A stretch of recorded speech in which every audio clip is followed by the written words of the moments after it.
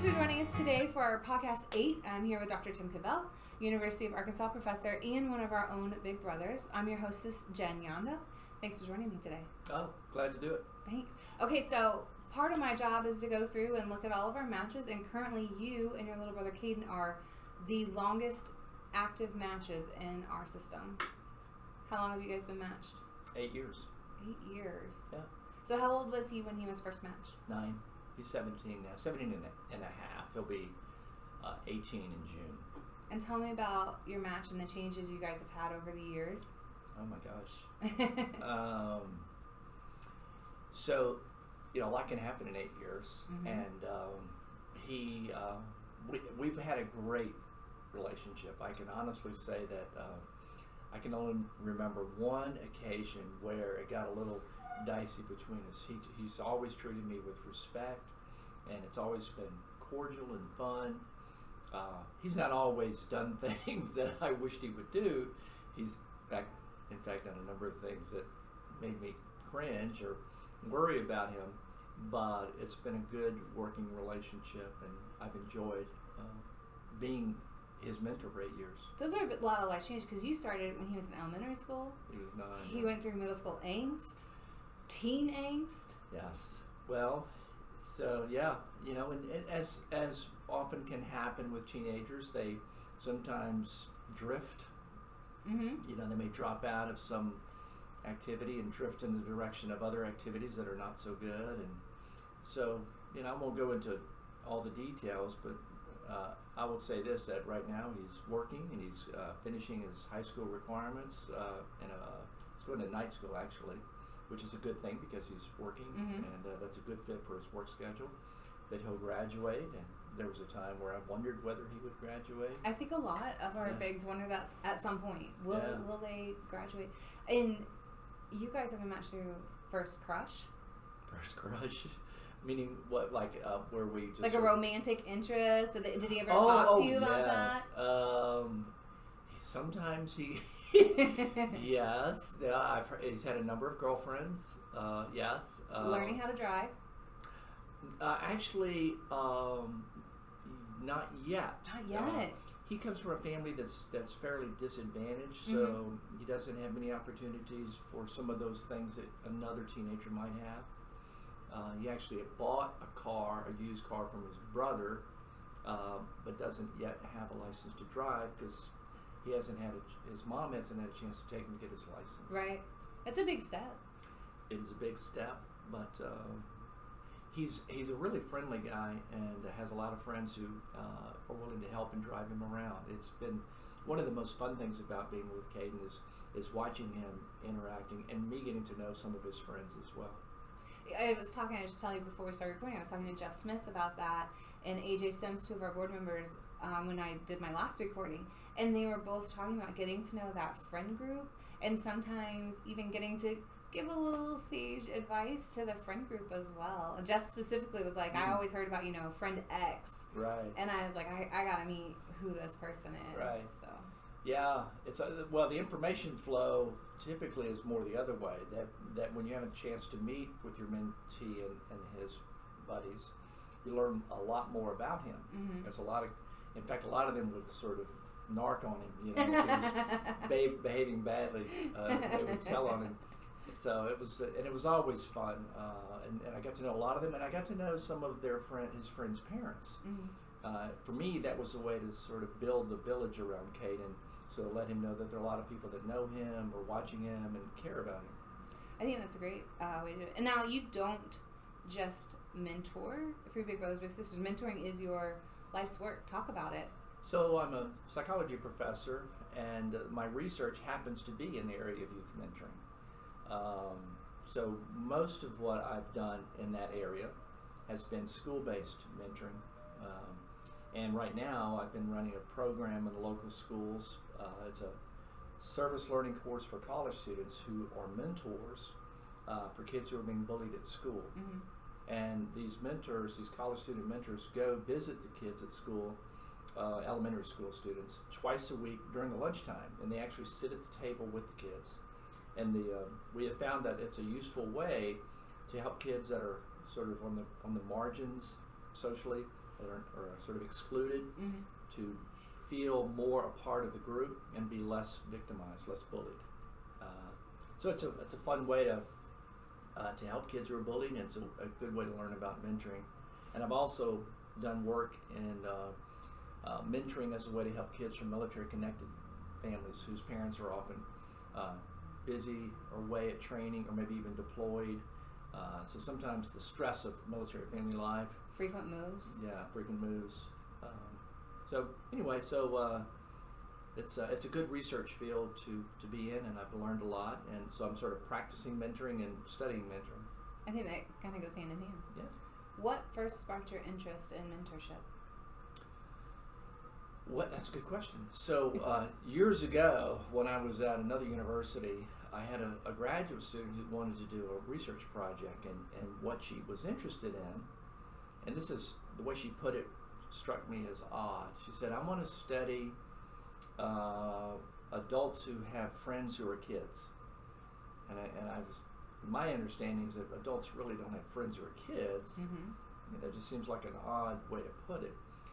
So we actually wound up studying natural mentoring relationships, where you have a non-parental adult being a supportive, informal mentor for a child. So that was my very first study. We actually looked at college students who were identified as having an alcoholic parent, and our question was, to what degree did they have someone else in their life, an informal or natural mentor supporting them, and how was that beneficial perhaps to them?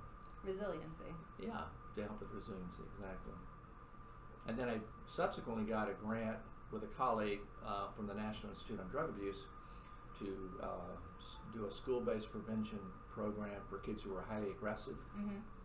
And we had a number of components to that, but one of them involved mentoring, where we mentored these kids. We had supportive consultation with the parents and the teachers, and we helped the kids learn some skills, but we needed a control condition, and so we actually tried to invent a fake mentoring condition. And what we did was we said, well, let's do a fake mentoring condition where the mentors are in the lunchroom, where they can't really bond one-on-one, and then every semester we'll take the mentor out, put a new mentor in. Well, that turned out to be more effective than our experimental condition, and that's how I started getting interested in lunch buddy mentoring. Interesting. It was originally a control condition that wasn't supposed to work. That's science, right? Yes, You try exactly. something, it fails, and then you've scienced. So yeah, I say my entire career is based on a mistake. I really like that, actually. So let's go back to the lunch buddy program you do now with the kids who are bullied. Mm-hmm. What are you finding are the long-term effects for these kids who now have a mentor? Yeah, we haven't done many studies with where we follow them up too long. We haven't had. We've applied for federal grant monies to do that, and we haven't got it yet, but we're still trying. We've done some smaller trials, shorter trials, and so we've got some promising effects short term.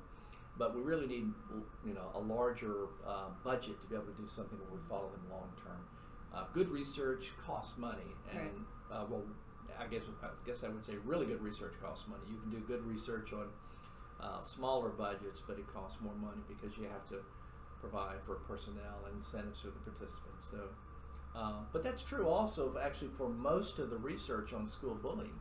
There are not many anti-bullying programs for which there is long-term outcome data. Well, I mean, bullying wasn't an issue when I was in school. Was or was not? Was not. It wasn't things that were talked about. And so dating myself, my high school graduation's 20 years in May. So you haven't had a long-term study because it hasn't been a long-term, I think, to me, it hasn't been like at the forefront of let's identify children who are bullied and how let's have an anti-bullying campaign. To me, that came out after I was in college. Well, it's certainly much more of a thing, right? Right. I think most people would say it's been around for a long time. I mean, we've all been bullied. It may not have been identified as such, and it may not have been such a visible thing. And then most of the research on school bullying happens, there's real spurts of research that happen after some critical, tragic event, like someone's bullied and they commit suicide, or there's a school shooting and that person's identified as someone that's been bullied. And often those kind of tragic events has brought greater visibility to school bullying and the need to do something about it. Columbine occurred when I was in high school. Well, see, before 2000, so Columbine happened in 1999, and before Columbine, there was not much research in the U.S. on school bullying. It was being done in Europe. But when Columbine happened, the research in this country just increased tremendously. Okay. Now, you work with Big Brothers Big Sisters of Canada? I have. I'm not currently, but I have. I'm also on the research advisory board for Big Brothers Big Sisters of America, and I'm on the research board for the National Mentoring Resource Center. And I'm also on actually now that I think about it, the research advisory board for a mentoring program that's rather unusual. It's called Friends of the Children. Okay. This is a program that identifies kids in kindergarten, and they're mentored for 12 years throughout high school by mentors who are actually paid a salary very much like that of a school teacher. Wow. Yeah, it's really unusual. That is very, and I'm also now wondering, where does the money come to do that? It's usually private funding. Okay. Although they've more recently shifted into to sort of public funding because they're working a lot with kids in the foster care system, and so there are local governmental contracts to try to prevent kids from being placed out of home or being placed repeatedly in multiple foster homes, and this program can help with that. Okay. Now, I usually ask bigs their advice when they're considering becoming a mentor. So from your research perspective and from your perspective being a big brother, what would your advice be if someone's thinking about mentoring? Lower your expectations for yourself and for what mentoring will do, and just be in a young person's life. I think it's people misstep in choosing not to do it because they view it as too bigger than what they can do. And I think they misstep when they do mentor because they view the goals bigger than what they may be workable or realistic. So for me, it's kind of like that line from an old Woody Allen movie. It's 90% is just showing up. That is so true. I feel like I talk to, especially women, I think they romanticize what mentoring is, and we're going to be matched for 10 years, and she's going to be in my wedding when I get married one day, and and I feel like almost manage expectations sometimes, like, okay, let's just show up first, and show up consistently. Right, yeah, so, my mentee lives about 25 miles away, and 20 miles away, something like that, and sometimes it's hard to reach him, and so I would make that drive and not be able to see him or couldn't find him, and so I had a lot of the reasons to say, well, this is just not working, or why am I bothering? And I just wrote it off as just the overhead. This is what the cost is to me of being in his life. If I'm committed to being in his life, then I've got to work through this. I was reading in your Match Sport contacts, like, I drove by where he works to see him. Yeah. Well, now, because he's so busy with friends and with work and school, sometimes I have to go to his work to see him. Yeah. Which is fine. But we text and correspond that way, and that's kind of fun.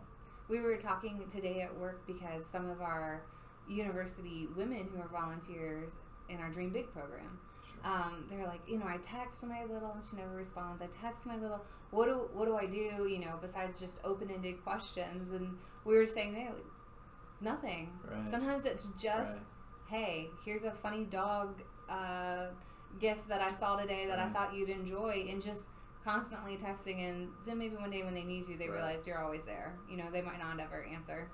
That's that age. Yeah, sometimes we send each other direct messages on Instagram. It's a funny thing I send to him, or I send to him and his buddies. Just ways to stay in his life. Now, do you want to get into anything at all about our new project in the works? I'd love to talk about that. All right, let's talk about it. Okay. Tell me about it. First of all, thank you for considering working with our research team. Big Brothers Big Sisters and other mentoring programs are wonderful ways to support kids, but not all kids can have a formal mentoring program for them. A lot of parents may not pursue it or have the wherewithal to pursue it.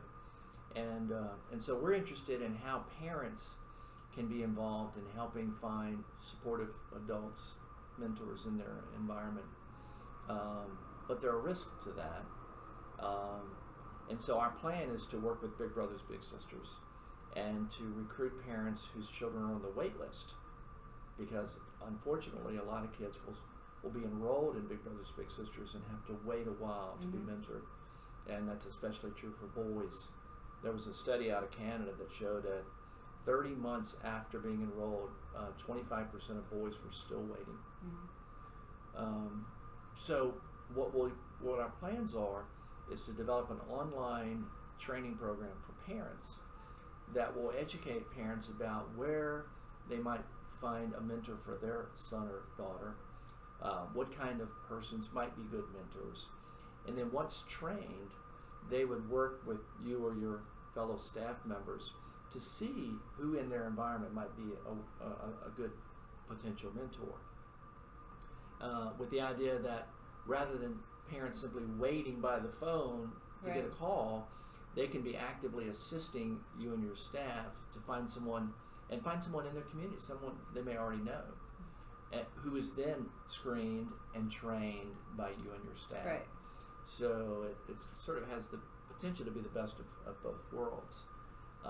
So that online training needs to be developed with input from you and your staff, but also with input from parents parents who are already part of the Big Brothers Big Sisters system and can have a sense of what kind of people make good mentors.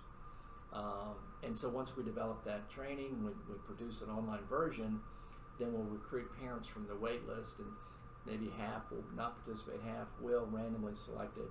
And we'll see if that increases the rate at which their children are matched, and if they're satisfied with it, if your staff is satisfied with it. So that's the goal. I look forward to it. We're talking today. We have 64 kids on the waiting list right now, and that's something that I have we call it the big focus board. And I go through about every quarter and pull the 10 kids who are waiting the longest, and I put them up on the board, and this is their name, this is where they live, here's their likes and dislikes. Are they okay being matched with a big couple, or do they have to have the one-on-one? Things like that, and print out their pictures. And it's just every time you walk past to get coffee, you walk to go to the bathroom, you go to the conference table, we're seeing their pictures, and we found that when we put them up, then they're kind of top of mind on Mondays when we go to match them. You have 60 folders that you're looking at one time, but you've passed this one child's picture all week, and so maybe we're thinking about them a little bit harder to get them matched. We started doing that a couple months ago, and we're able to go from where we had about 15 kids who had waited over a year to right now we don't have any who have waited over a year. We've got a couple that are at 300 days, so it's getting real close. We're kissing that 1 year mark and trying to get them matched quickly. But we've definitely seen some results by just putting them top of mind again. That's fascinating, because you're suggesting that it's possible that in some mentoring programs, when a mentor or volunteer shows up and they're looking to be matched, there may be some children that may look more appealing to you as a staff person to offer to that volunteer than others. Absolutely. And I think, well, for one, we go through things, where do they live? What do they like to do? So that's always top of mind. Well, this kid said he likes baseball. This volunteer really likes baseball. And so the other kid who says he likes sports but prefers football might not get picked that time. Right, whereas he'd be happy with any sport and someone hanging out with them. And I think also sometimes when we pass over a child over and over, you start to think in your mind like, oh, this must be a harder child to match. And so what I try and do is go in and put them in a fresh light, so we're looking with fresh eyes and a fresh perspective, and instead of coming in with like, oh gosh, this one's a hard one to match. Good for you. So hopefully, I feel like it's starting to work. I don't study long-term science. I don't know. We're not there yet. Clearly, that's better. That's better data than what came out of the Canadian study with 25% of boys not matched at 30 months. I took over this job a little over a year and a half ago, and that was one of the things I identified right away. Was one, how many boys, which I think we'll always have more boys than girls, but then how many were waiting for so long? And we've heard stories recently. We just matched a boy in our Siloam Springs office, and he waited 2 years.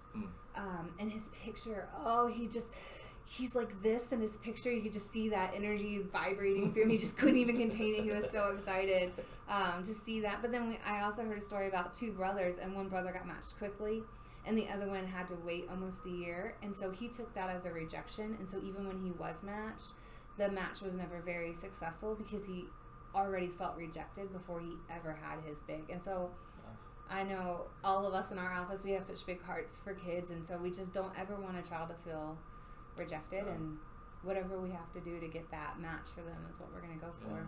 Well, good for you. Well, thank you.